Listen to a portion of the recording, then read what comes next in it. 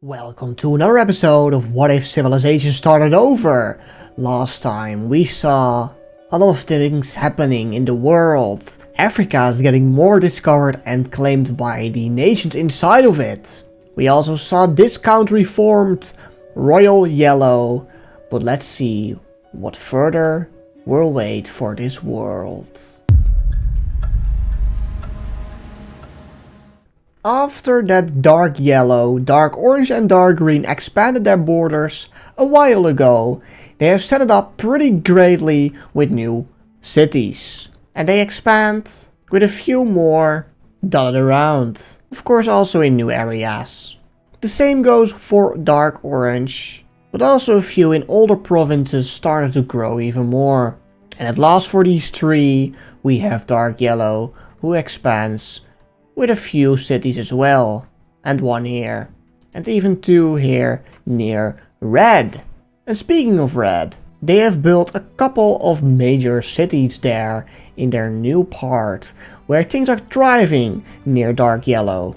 Also against the coast, there are popping up more and more settlements.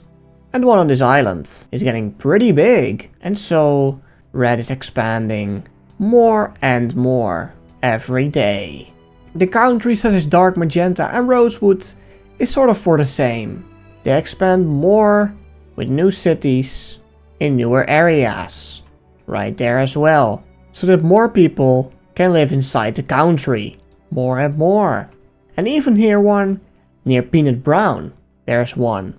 And after their devastation, dark blue finally is growing a little bit as well, with two more major cities. The same goes for amethyst that grew with 4, and olive with 3, and even butter who got 3 more right there. And at last we have bronze who gains 4 after building up many places. And now we have to talk about sea green, who divided from brown, but their relation with gold is stronger now, as they really are communicating with each other with trade, with communication, with news about the world. Gold is the first to tell sea green to maybe expand their borders outside what they've now have. They can't really go inside brown, because most likely if they do, they are getting attacked, and sea green doesn't want that. And also gold doesn't want that for their sort of friend, almost ally, but they're not in an alliance of course. The only alliance still existed is with dark brown and magenta. But gold says to sea green, expand your borders besides me in here, this great continent we found a while ago. So ships that sail towards Greenland and sea green expand their borders outside of Europe. And they already are pretty quickly at doing that, expanding their borders greatly and maybe even doubling it after investing it here for months upon end. And they grew with 2 major cities inside their new territory. Gold is meeting up with their border and expand their borders too. But sea green is not the only country, well, who gets the invitation from gold to expand here. Although it's called up in the north, there's a spot left for another country. And of course, it's gray. They too set sail and cross the sea and, well, land on Greenland. There's much ice and snow, so it's not really valuable land, but they really want to keep it if it gets used in the future. They go as far as this point, as it's just too cold in the north for them to even expand more. They go down in the south and meet up with sea green and gain a little bit more land. But also them expanded with 2 major settlements. But now there's something to address after the Third Great War and the war with Lavender. Well, it's pretty clear what happened to Dark Blue. They lost a lot of land. Purple too, but they were, well, they got pretty good out of the war. But there's something left, a remnant of Dark Blue, that they are really investing in without, well, the others really still knowing that nothing happened to that settlement. We are talking about a settlement in the south. Not this one, but even more south. The one on this island. Yes, it's a part of dark blue still, together with purple, but they don't really have a major settlement there. But these two countries know that it exists. Well, lavender sort of got the knowledge that olive got it before they even were trying to get that island. And the other countries all are thinking that, well, olive owns it. Olive itself thinks that lavender owns it, but that's not true. It's still dark blue. That rhymes. Interesting. And after the war, nothing really happened. A few, well, rich people moved to this island, but it's still there, in the hands of dark blue. And one day, a man from the lavender team was going to set sail for the island to, well, maybe see if there's something to know about olive, because, and remember, they think their olive is settled. They go on a sail adventure and they land on the island, but then they, at first, don't assume anything. They are in olive and blah blah blah. But after that, the people inside dark blue realize that that's a one man from lavender. He was captured, imprisoned, tortured and killed. Of course, people back home knew he was gone, and eventually, well, he was gone. He never returned. So more people, well, with more boats, were starting to sail towards this island. And after that, dark blue got the knowledge. They, well, imprisoned the guys again, killed them as well, and those men never returned. And so, lavender still thinks olive is responsible for this.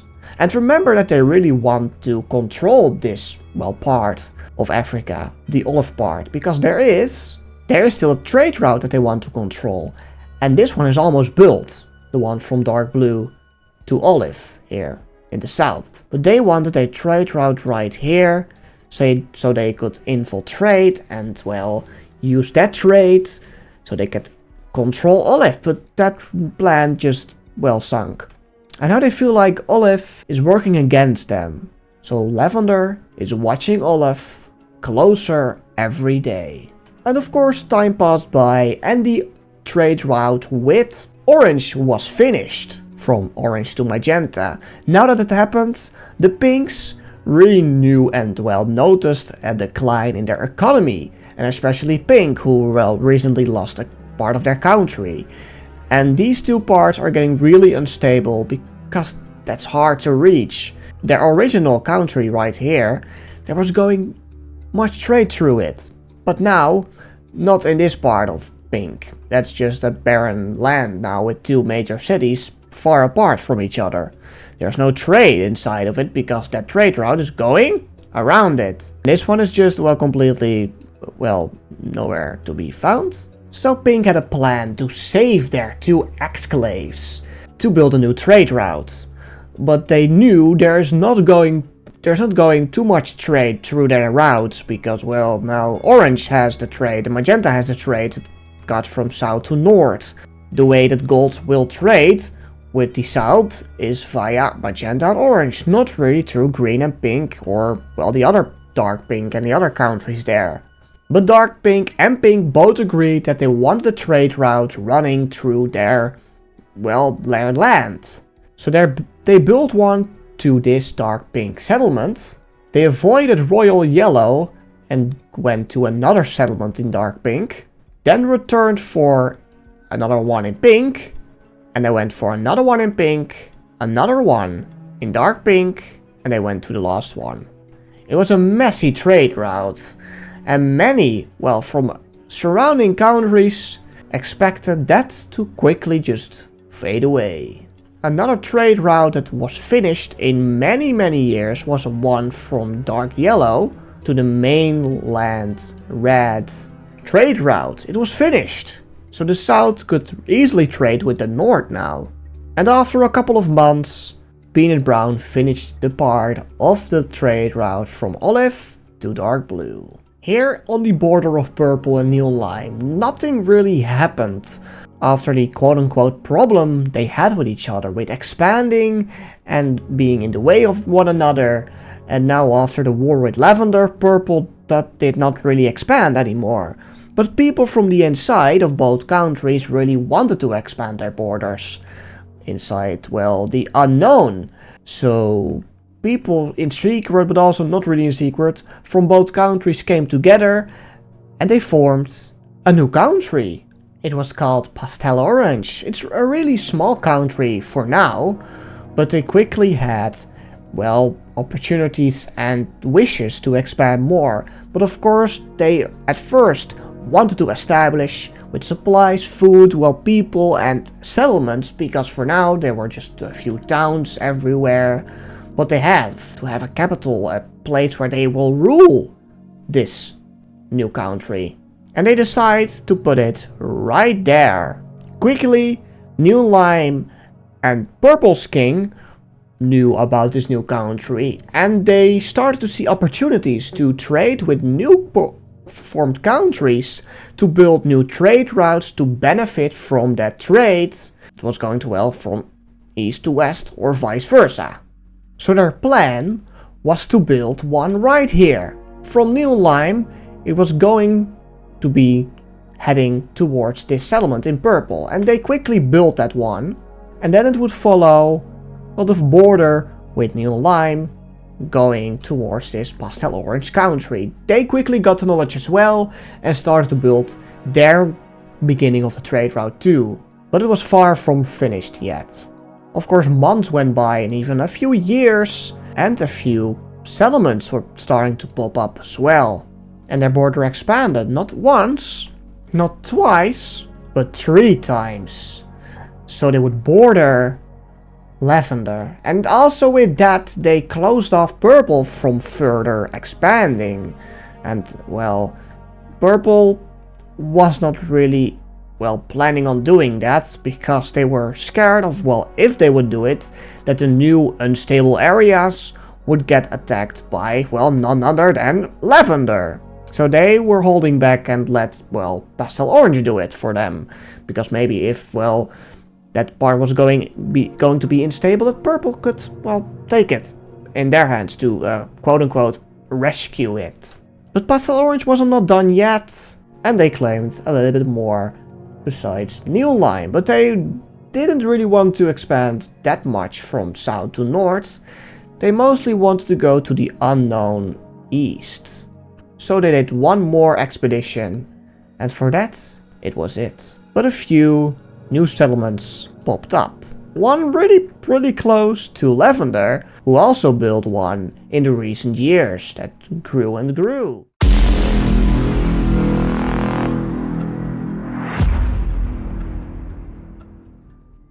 And now, Madagascar, who, well, is thriving with settlements all over the place, and is planning on meeting Lavender now correctly, after they just, well, wiped out Lavender on Madagascar with the island war that happened. They want to introduce themselves correctly to the leader of Lavender, but they, well, got the knowledge that there was not one leader, but, well, 5 now. But they wanted still to be able to go further with their plan when they were still very small here in, well, Morocco. Although they attacked Lavender, they were hoping on doing something together. So, the leader of Madagascar, well, a few leaders, went on a mission to find and wanted to speak with one of the leaders of Lavender. They went to one of the main settlements here in, well, the center of this place. And at first they weren't allowed. Men pointed back to their ship and well, they couldn't really understand each other because it's another language. But a few words were the same. Look, Lavender originated from Purple, who, well, originated from Dark Blue, who originated from Red. Very old words were recognized, so they were not trying to be arrogant, but they wanted to stay. They used the words they understand. They, well, sort of used their hands, their body to talk to the people there in that settlement. And quickly after that, they recognized and, well, saw that they really wanted to speak to a leader. So they spoke to the leader of this settlement. And that leader could eventually speak to the governor of that area. And the governor was living right here in that settlement, as the governor's settlement. So after a quick conversation, they went to that settlement together. Lavender was hesitated, but they were trying to have an opportunity to infiltrate the, well, west without Beige knowing, because Beige turned out to be, well, a friend, but they expected that they are still working with Dark Green, because Dark Green suddenly popped up in Madagascar all those years ago. So the trust with Beige turned out to be less than they wanted it to be. They arrived at the settlement and they spoke with the governor. The governor was a little bit better at speaking with the red people and quickly knew that they had a translator, so they did use one from Beige because they, well, speak a little bit more their world language that Red uses.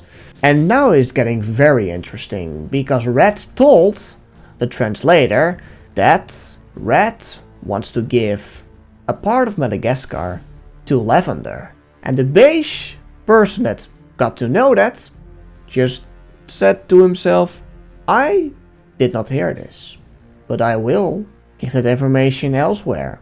He translated it to the governor, and the governor was like, okay, this is an interesting offer.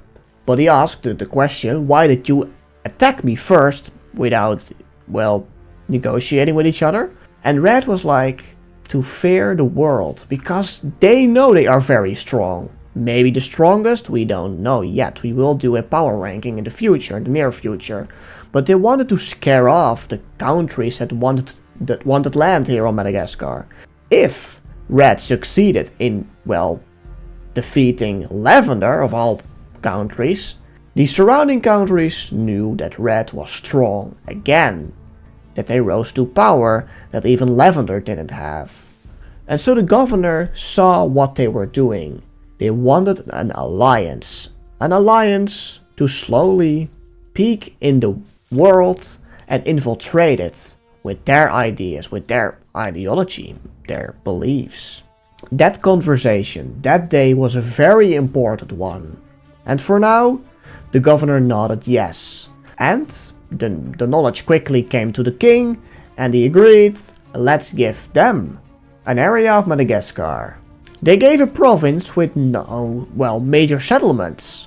Not a really large one, but they are now on the island. So this was interesting. Now that Lavender and Red were speaking to one another, a plan that a former king, maybe even, well, 200 years ago now, really wanted to happen. The governor of this area was now in ruling of this one too.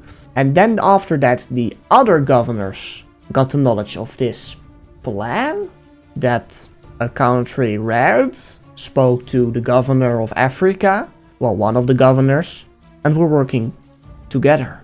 Quickly, the main governor of Lavender ventured off to a leader of the Madagascar team from Red, and another translator from Beige, not the same one, but they spoke again. It was a great meeting with this governor, with the translator, a different one, and this governor, and a leader from the Madagascar team on Red. It was a short but brief and impactful meeting. If they could supply one another in secret, but also, well, willingly, they could do stuff that the world has never seen before. Red has enemies that they want to be gone. Lavender has enemies because Red has enemies that they want to be gone. Lavender has enemies that they want to be gone. If they could help each other, they could fulfill their goals. So after that exact date, that day, something happened that will turn the world upside down from now on. Red and Lavender made the World Destroyer Alliance.